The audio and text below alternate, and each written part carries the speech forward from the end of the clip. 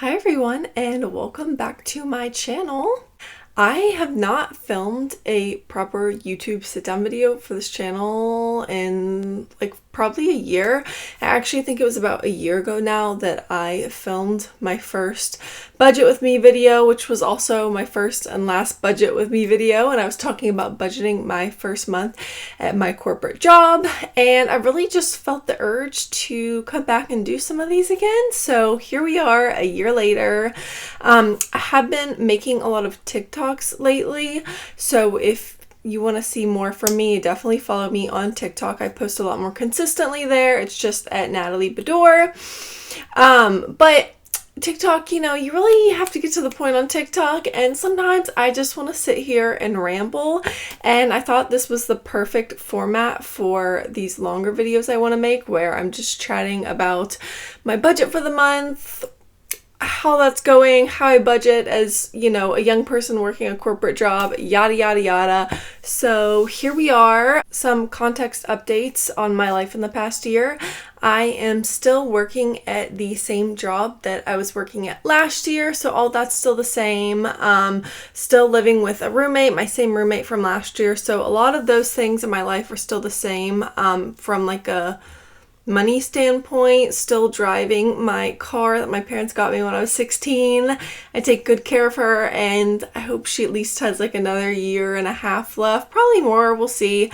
So yeah, I still don't have a car payment. That's great. I might have mentioned last year that I was saving to buy a horse. That's kind of on pause now because the horse I want isn't for sale, so I just am kind of still pet sitting for people and blindly saving for someday. Yeah. Anyways, that's a whole side note. So gonna just go ahead and jump into my budget for the month of October, and I am gonna start with my income. So this month my income was 2 paychecks from my 9-to-5 job. Per usual, nothing crazy there. And then I still do pet sit some on the side. So I pet sit for my roommate's family's dogs for a few nights, and I made $200 doing that. Right now, I don't really spend the money I earned from pet sitting on anything in particular. I just add it to a sinking fund because my plan is to use that to buy a horse someday, but right now it's just kind of all up in the air. So, and I don't need it for anything else, so I just kind of put it towards that general pet sitting fund. Jumping to my savings and investments, nothing crazy here. I already maxed out my Roth IRA for the year back in late winter, early spring. So right now my goal is just to max out my 401k for the year, which is really exciting because I actually did not think I was going to get to max out my 401k this year. I didn't think I'd be able to save enough. But it just kind of worked out that I will be able to, and I think I'll actually even have a little bit left over. And what I'm going to do with the little bit left over is I'm just going to add that to a savings account and use that in 2024 to front load adding investments to my Roth IRA. So this month, the only investments that were pulled out were my 401k from my 9-to-5 job. I do contribute to a Roth 401k, so the contributions are after taxes. All that's automatically pulled out of my paycheck, and I'm pretty proud of that because I do save a really high percentage of my paycheck. I continue to live like I make a lot less money than I do, and yeah, that's definitely been a big priority for me. It's just saving and investing a lot of money from my job, so I continue to do that, and I prioritize that for the last year, and that's already paid off a ton for me just in terms of how much my accounts have grown in the last year. So looking at after tax percentages, right now I'm saving 42.5% of my after-tax income. So that's all been going well, and that's the one thing I've been really consistent about. I'm very strict with myself about it, and I pretend I basically just mentally subtract that money out, and I don't even have that money to spend. So yeah, that's been working really well for me, and I'm really happy I started doing that when I started my corporate job, because I just have that habit well trained, and once it becomes a habit, it's so easy. But yeah, I don't know, it's just paid off in dividends already, and I will continue to do that. Now I'm going to jump into the more interesting category of my budget, which is my expenses. So I'm going to start with the areas where I went over budget this month, and then areas where I came in under budget. I'll talk about that later. So areas where I was over budget this month. So technically I was over budget on the shopping portion, but I was over budget based on what I spend from my paycheck, but I had the money set aside in sinking funds, so it was like I had it covered basically. But the reason I was over budget in that category was because September was a 3 paycheck month. And with my 3rd paycheck, one of the things I decided I wanted to buy was a nice diploma frame for myself. I graduated from college a year and a half ago. I still don't have a nice diploma frame, and I just really wanted to get that. I'm very proud of my degree. So I decided I was going to buy that, but I was just too I didn't get on top of actually buying the frame in September, so I just went ahead and set aside the money knowing that I would buy it in October. So that was a big expense. It was almost $300 for a frame.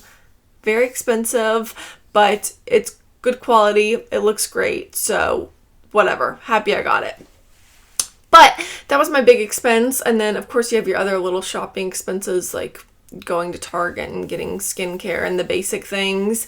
And then my only other big shopping expense was I spent money on a Halloween costume. Probably spent like around $100, a little over $100. One of the more expensive parts of my Halloween costume was the base jumper that I bought, that I got from Princess Polly. I was a pirate. But it's really cute and very comfortable, and I knew I wanted that base piece, that it would be something I would wear all the time. I didn't just buy it to be a part of the costume. It's something that I will actually wear in my everyday life. So I spent over $100 on the costume, but only $30-ish was on accessories, and the other amount was on something that I'm actually going to wear consistently. So I feel like that worked out pretty well as well. Then the only other category where I was over budget was on fun this month. So my fun category is just a lot of things grouped together. It's basically if I go out to dinner with friends, if I do an activity with friends, anything like that, that's just kind of grouped into fun. If I go out and get drinks. And same thing, I kind of knew this category was going to be a little bit over budget this month. I went to Halloween Horror Nights one weekend at Universal, so I spent some money on that. And then I also went out last weekend for Halloween. So those were my areas where I spent more money. I also, what did I do? I went and saw the 1975 in concert in October. That was fun. So anytime I Uber for something that's fun, I just add that to my fun category. So a lot of it was honestly probably just transportation for some of this. But yeah, so I knew that October was going to go a little over budget in that category, but I've underspent in the fun category for the few months before this. So I had a good reserve built up in my sinking funds to pull from, so I wasn't really phased. I knew I was going to be spending more this month, and I'm pretty sure I'm going to be spending less on fun the next couple months, so it all evens out. Now to my categories where I underspent. So first one was the transportation category. Luckily, I didn't spend a lot on gas, or I didn't have any car maintenance this month.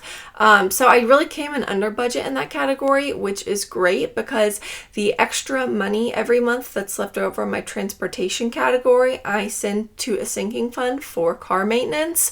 And I did just spend a lot on some car maintenance in September, and in the next month or two, I'm gonna have to take my car back in and get the oil changed and my tires rotated again. So it's nice to go ahead and be building that sinking fund back up again. So yeah, underspent in that category. That was great. I also have a health category that I don't really pull from anything specific for, but if I went to the doctors and had a copay or some other health related expense, I'll pull from that category. Right now I do have a fitness membership, not even my gym membership, but it's an app for working out basically. And I pull money from my health category to pay for that. But otherwise, I'm really just kind of like building up a sinking fund for when I need to use it for health expenses. Next category where I came in under budget was groceries. I allocate $300 for groceries every month, and I usually come in under budget. This month I only spent $208 on groceries. So I don't need this big sinking fund for groceries, right? I do keep like $100 buffer for groceries in case I do go over budget one month, just because I'm weird, and that makes me feel like more calm knowing that I have that little buffer saved in case I need it.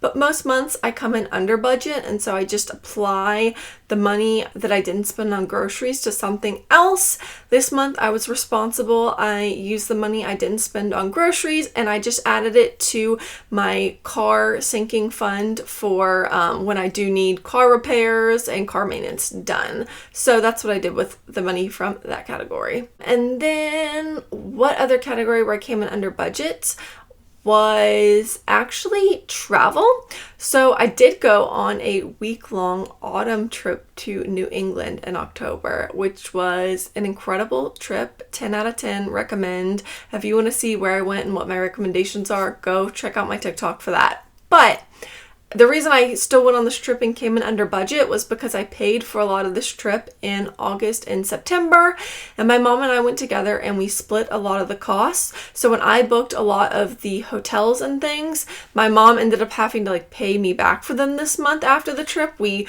basically split things, or one of us takes one thing, like I would pay for a hotel and she would pay for dinners, and then at the end we add it all up and even it out, and I ended up spending more than she did, so she actually owed me some. So that actually kind of evened out my spending for this month. Even though I went on this big trip, I'd already paid for most of it in prior months. And the only other thing I spent travel-wise was my plane tickets home for the holidays. So I spent some money there as well. But other than that, I had a lot of money that I was able to allocate towards travel this month. So I did come in under budget there and got to send a lot of money to sinking fund for travel. Areas where I came in right on budget is my rents. Pay the same thing every month, so of course I know what to expect there. My subscriptions, I don't have a lot of subscriptions, but I also know what to expect there. Donations and gifts, so I had a friend's birthday this month. I spent money on her to buy her gifts, and that came in like right at budget for that gifts category. And then I also took my first riding lesson back in a while, my first horseback riding lesson, and I allocated a little bit of money for that.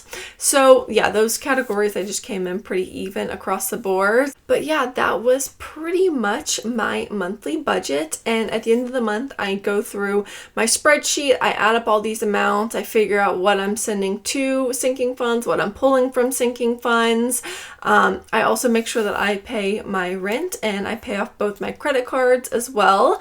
And I do have actually a spreadsheet that I'm working on that I'm trying to make very pretty and easy to use and put it on Etsy, because I have found a system that I feel like works for me pretty well and would like to share that with other people if they think it would be beneficial as well.